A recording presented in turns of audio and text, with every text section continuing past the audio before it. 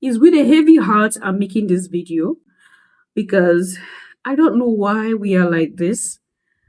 We always shout the enemy, the enemy, the enemy, and most of the times we are the enemy of ourselves. It is quite unfortunate and shameful.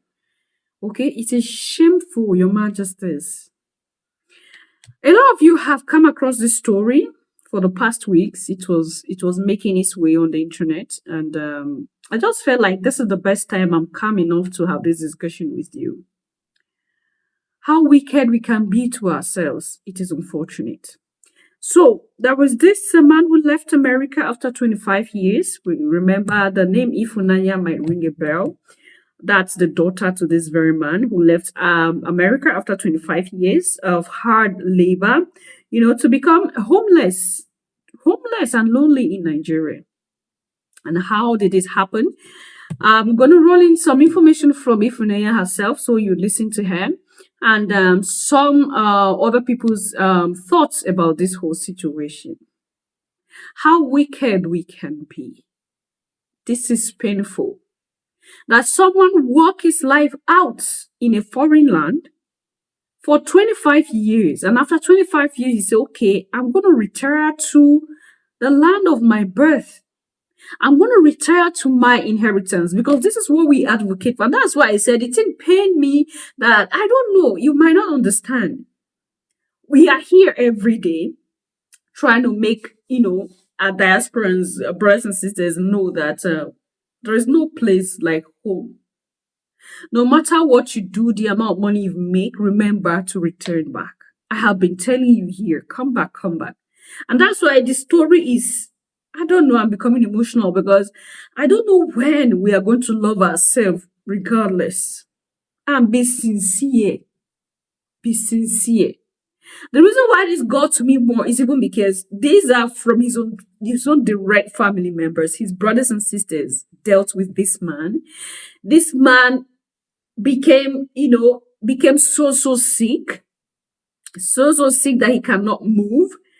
Your Majesty, he got paralyzed because it's his own family that did all these things to him, and they still try to prevent the daughter from getting to know the real situation. You will listen to her because the story is disheartening. When this man came back, he saw that all the while the money he has been sending for development and everything, something was going off.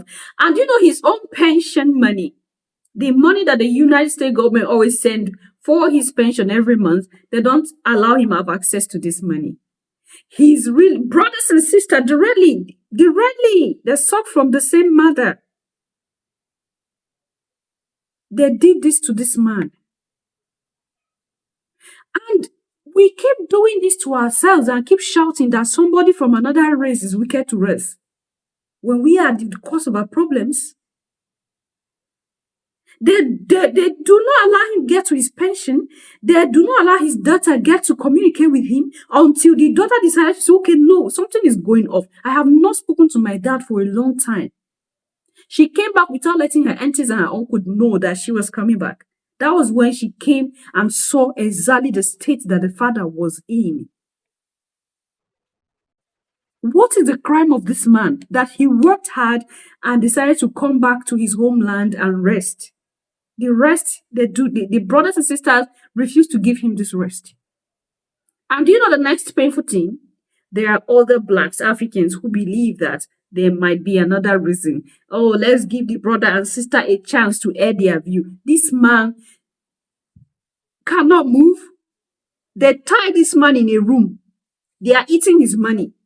They prevent the daughter from having conversation with her father until she came back herself to see exactly what is happening. So what excuse are we giving for this situation? What excuse are we giving? I keep telling you here, most of the times, the cause of our problem is not far away. If we say we want to unite as the African people, as black people, we have to be sincere to ourselves. Something is not yours. Why do you think that you have ownership to that? Who gave you the right to say you have ownership to the sweat of another person when you were not giving? They didn't give it to you. You took it by force and you still want to kill this man. Not just this man, your brother, from the same womb. We are wicked. Your Majesties, we are wicked.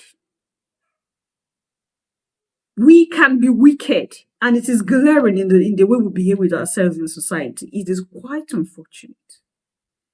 It is unfortunate. What do I have to say before I roll in the informations? You have to be careful as diasporans. If you're sending money home for construction or whatever, try to follow that up. It is hard to get sincere people these days. Even your family can be that devil that sent you to the grave. Your Majesties, is the painful truth. Be very, very careful when you deal with, especially when it comes to money. Be very, very careful. Do not trust 100%. If you want to relocate, you want to move, make sure that that person you are trusting your life with, that person you are trusting your money with, is somebody to be trusted. If not, don't even try it. Because if this man knew that him leaving America after 25 years was not to come and rest, if he knew that he was going to go through all these sorrows, these sufferings, I bet he wouldn't have come back. But he never knew. He thought that his brothers are real brothers. Sometimes these are relatives are demons in sheep clothing, and it is quite unfortunate. I want us to listen to these informations and then you leave your thoughts and opinion there at the section, Your Majesties. So you all see the viral video that is going around on social media. A man who worked his ass out here in America, invested his money back home, retired last year, moved back to Nigeria to enjoy his wealth. Got to Nigeria, his brothers put him in a state of zombie, like in a state of dementia, where he cannot even remember anything again. They even starved this man. So his daughter here in America, for over 6 months, was trying to get in touch with her father, but to no avail. She then flew to Nigeria to know what is going on. Got to her own father's compound. Her uncles refused her entry to her own father's compound. They said to her that she doesn't belong there. So the girl has to involve police, move her own father back to America, put her father in a nursing home. One of the uncle flew to America, went to the nursing home the man was in, locked the door, forced the man to sign some documents. This is really, really scary for people in diaspora. This is really, really scary. Imagine working all your life, working your ass out to help people back home. Time for you to settle. You don't even know how long left for you to live. Boom. Your life become a story. You get to the point in now. This is really, really scary. I'm not gonna lie. This is really scary. I am not going to allow the internet to do what the internet does. You know what that means. I'm not going to listen or be reading into the comments of men when my true understanding comes from the comments of the Word of God. So, with that said, that video that I posted January 12th, 2022 forever changed my life. Prior to that date, for 6 months, I didn't know if my father was dead or alive. My father, back in 2019, moved to Nigeria, moved to Anambra in particular, to basically live out his Igbo boy dreams. He had built a house, he had worked for New York City for 25 years, and he was retiring on time, he was retiring healthy, and he just wanted to go back home and be with his family, live in his home that he had literally suffered and toiled for being in America all this while. I respected it, and I felt like him moving to Nigeria would obviously, create a new chapter in his life, especially after retirement. And so we welcomed it with, open arms, and I was literally there to send him off when he was flying. And after that, my dad kept in touch. He would call once a week, call for birthdays, call for Christmas, call for holidays. And it wasn't until the end of 2021, I was noticing some distance. I wasn't hearing from him as much. My life was equally as busy, so I didn't put too much thought into it. However, I did find it a little odd, given the fact that my dad and I have such a close relationship. It wasn't until 6 months in that I realized I haven't heard from this man. I would call him. I bought him an iPhone. I would call him with the iPhone, send money for credit. Meanwhile, my dad is on retirement. Money is not his problem. I will send money for retirement. I will send money for this, send money for that. Still, no word. It wasn't until I started to ask some really big questions that my uncle and my aunt in the videos now began to pull back and be hesitant to pick up my calls. For 6 months, I didn't know if my father was dead or alive, because when I would call, my auntie would tell me he stepped out, he's sleeping, oh, she's cooking in the kitchen, she doesn't want to go upstairs, blah, blah, blah, just excuses. So when I went to Nigeria, the Holy Spirit told me, it's time that you check on your dad and you see the physical state of him and make sure that he's okay. I toyed with the idea, like, what did I do? I'm not a serial killer. I'm not a criminal that my dad would literally stop talking to me. Is he dead? I would have dreams of his body being hidden in the back. I would have dreams of him crying at night, calling my name. I would have all these series of dreams. And these were the seeds God was planting inside of me to prepare me for this day.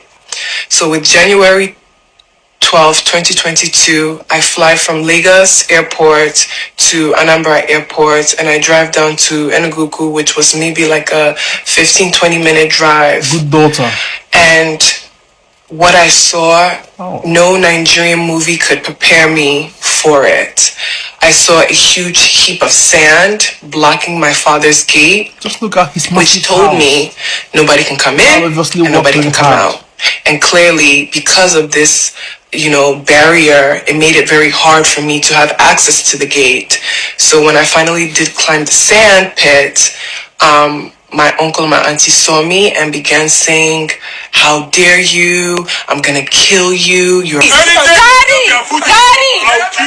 prostitute. You sleep in hotels for months on end," and I am just confused. What did I do? I'm just here to check on my dad. Is he here? Where is he? Daddy, are you okay? Screaming because now they're throwing sand on me and laying curses and abuses. And Auntie Joe,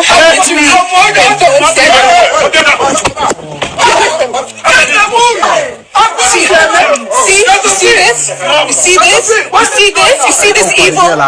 All this while I'm just literally trying to find my dad.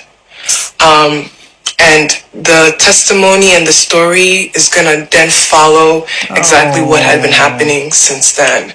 Again, I will not be shamed out of my testimony. Family drama.